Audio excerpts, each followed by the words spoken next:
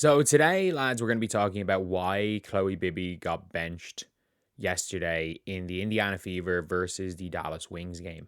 Because we saw that Khloe Bybby came in, bang, bang, 2 3-point shots, should have been a 4-point play. She got fouled on one of them.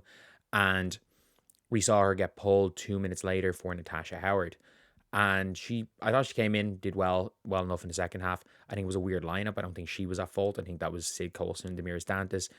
If you got Sid Colson on the floor, you've got to have Aaliyah Boston, because Sid Colson is not a good enough playmaker to have out there. She's good at passing east-west. She can hit an open jump shot, but you need an Aaliyah Boston out there, or even like a Natasha Howard, someone to just go out there and just get a bucket. And Dantas, especially yesterday, was not that player. But we're going to be talking about the first quarter, or the second quarter, when Khloe Bybby came in and got immediately benched. So she played about 2 minutes, 20 seconds. She scored 6 points and was a +4 when she was on the floor. And she got pulled. And the reason she got pulled, it seemed, is because Paige Bueckers started attacking her on the defensive end. And I'm going to talk about whether or not it was the right call by Steph White. It was the wrong call by Steph White. So, in my opinion, I think it was the wrong call by Stephanie White. And it's something that I think Stephanie White does a lot. And I don't, like, look, I think Stephanie White is a good basketball coach.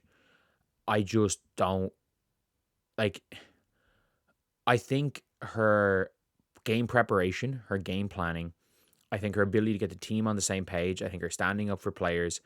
I hate being a fan of a team Stephanie White coaches, because every word that she says in a press conference is a lie. She just comes out with random stuff. So it's annoying to have her as a coach, and she plays boring basketball in general.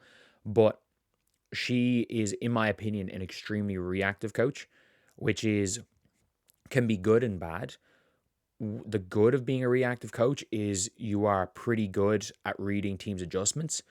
Christy Sides was terrible at that. When a team adjusted, like, she had no idea. She would just do the same thing over and over again. But she's now figuring out, like, this team doesn't walk the ball down anymore. It doesn't matter what the score is, they don't walk the ball down. She has adapted. She is an adapting coach. The problem is that the Fever were in control of the game. And Paige was hunting the switches from Khloe Bybby. And in my opinion, you live with that switch. That is just my opinion. You live with that switch, and instead of taking Khloe Bybby off, just hedge the screen harder. Because what Paige Bueckers did was, Paige Bueckers scored 4 points on 4 shots. She shot the ball 4 times. It'll say 3 on the box score, because she shot the ball every possession on Khloe Bybby. And she was 1 of 4. And she did have 4 points because this was called as a foul. This was called as a shooting foul on Khloe Bybby, where Khloe Bybby was moving backwards, and Paige shot a wide open jump shot with Khloe Bybby nowhere near. So for argument's sake, and if you guys agree with this, subscribe or disagree. Either way, we're talking basketball. We're trying to hit 55.9K by the end of the day, and we are 2 subscribers off. We actually honestly are trying to hit 56K by the end of the day. If we can manage to do that, that'd be absolutely incredible. But we have got to talk really about this scenario. So let's just, for argument's sake, the referees were competent. Those Paige Bueckers on Khloe Bybby isolations led to 0.5 points per possession and 1 of 4 shooting. And not only that, the mid-range shot, a mid-range miss is the best for you in transition, because the ball, a lot of time you're catching that board, you're coming out a little bit. On the mid-range shot, it's not too long a rebound, that it's more of a risk for an offensive rebound, and it's easier to catch a defensive rebound, just launch and just run against a team who were terrible getting back in transition. So I felt like Khloe Bybby did a good job on Paige Bueckers in those 4 possessions. Like, Paige Bueckers is a tough shot maker. She's a hooper. She made 1 tough shot. She bricked 2 of them, and then bricked third one and got free throws. Khloe Bybby stayed in front of Paige. The only issue I would have with Khloe Bybby is that Paige is not looking to go to the basket. She backed off way too much. If Paige is going to sauce you up and beat you and burn you and get a layup like an Isaiah James did to Sophie Cunningham, I don't care. 2 points or 2 points. I think subbing her off, considering what she was doing in the offensive end, considering the team were +4 in that period, was not the right decision from Stephanie White. And maybe, I think it's probably more so, and a lot of people think it was because she was being targeted. And I think maybe the only logic I can have for why Stephanie White did it is if maybe she wasn't defending screens the way they're supposed to. Maybe they're meant to hedge harder and she didn't. Maybe switching is a last resort on screens. Maybe they're going to try to fight through and she was just auto switching. Because of all power forwards on this team, I probably, outside of KK, just because KK's length can bother Paige, but KK's probably going to foul Paige. Khloe Bby is someone that I'm okay with guarding Paige on an occasional possession. I think whoever was guarding Paige, whether it be Sophie or Lexi at the time, I think it was Lexi. I think it was Lexi. But I've literally just mixed up the two of them. Should have probably fought harder over those screens, and I think they should have hedged hard. And I think Paige struggles with hard hedges as a player because what hard hedges force you to do, if like a real hard hedge, like a fake hard hedge, she can hit the roller on the slip, especially if it is Tiara McCowan, because it was Tiara McCowan on the floor at the time. I would have, it wasn't Tiara McCowan on the screens, it was Hines Allen, but I think McCowan was on the floor at the time. So with McCowan on the floor, the roll's not going to be open. I would have blitzed. With Khloe Bby, with her quickness and her quick hands, I would have blitzed every one of those screens. Or at least hard hedged and recover. But hedge and recover is not really a defense you see too much at the NBA or WNBA level. It's more a defense you see in European basketball.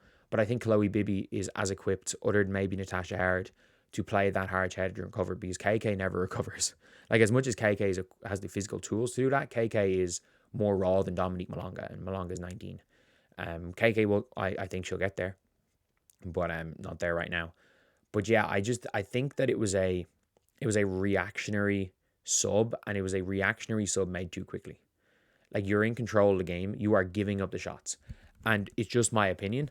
Like, my whole basketball philosophy over the course of the season, over the course of a game, if you do the right things and shoot the more open shots, you're probably going to win the game more often than not. And if you are not going to lose a game to Paige Bueckers shooting 30 mid-range shots. You are not going to lose a game to that. Like, straight up. Like, just on principle, you are not losing a game to a player shooting 30 mid-range shots. And if I was the Indiana Fever, I would have said great. Because Stephanie White, there are times where players start hunting Caitlin Clark. So Stephanie starts stubbing Caitlin Clark off, and I'm like, man, Caitlin's playing good defense here. Like, it was the Atlanta Dream game. Like, Caitlin was locking up Ryan Howard. There are players like your Carla Lates of the world that Caitlin just can't guard because she doesn't have the foot speed. But those, like, big kind of stronger guards, like even Alicia Gray at times in the second or the third Dream game she played, Ryan Howard in the second Dream game, shining off the top of my head, she did a really good job at times in Ariel Atkins. So the bigger guards, she's actually very good at guarding. And the problem is a lot of teams have attacked Caitlin Clark with those type of guards. And I'm like, man, Caitlin's done a really good job of guarding these players. And then suddenly she's getting pulled for defense. And I'm like, Stephanie White sees a player being targeted and thinks, let's stop that happening. But like, in reality, if they are targeting a matchup that they are not winning, like if you are targeting a matchup that you're shooting 30% on, as a coach, you should keep letting them target that matchup. Like, Khloe Bibby's not a bad defender. Paige Bueckers has the better of Khloe Bybby, but Paige Bueckers has the better of everybody. But Khloe Bybby, realistically, Paige, with the way Khloe's playing her defense, Paige isn't going to shoot more than 45% from the field, or more than 40% from the field. And a 2-point shooter shooting under 40% from the field on those switches onto Khloe Bybby. And over the course of a game, long term, a 2-point shooter shooting a semi-contested mid-range shot at about a 45% clip on a specific player is a good shot to give up. And I understand that she didn't want that, but she's like, oh, we don't want to let Paige get in rhythm. But I would have thought the opposite. I would have thought, let Paige drop 30, because we just saw what happened to the Mercury. We let AT drop 32 on us, and it made no difference because no one else got involved. We could have let Paige Bueckers drop 40 on us, and we might have won the game by even more, for being honest. But anyway, I'll see you guys.